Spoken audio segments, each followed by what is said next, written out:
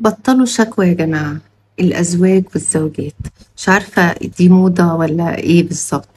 الراجل ما كانش الأول بيتكلم، والراجل معروف إنه يعني راجل كده وراسي وهادي، والست هي اللي رغاية وبترغي كتير. الراجل الأيام دي بقى منين ما يقعد في وسط أهله في وسط أصحابه يشتكي من زوجته ويشتكي من الزواج، ويحكي ويقول من إمتى الرجالة كانت بتحكي عن بيوتها. ده كان ما يصحش أبدا يجيب سيرة زوجته. دلوقتي بقى العادي إن الراجل يقعد يحكي ويشتكي ويهرج ويهزر على الزوجة وعلى البيت وعلى زواجه.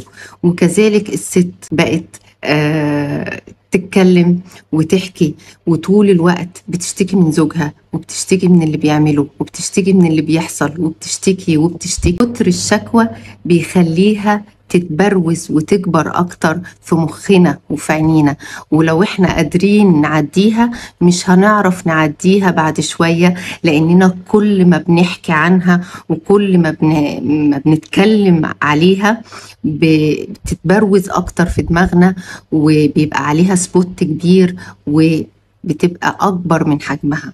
بطلوا شكوى ارجوكم، راعوا حرمة البيوت.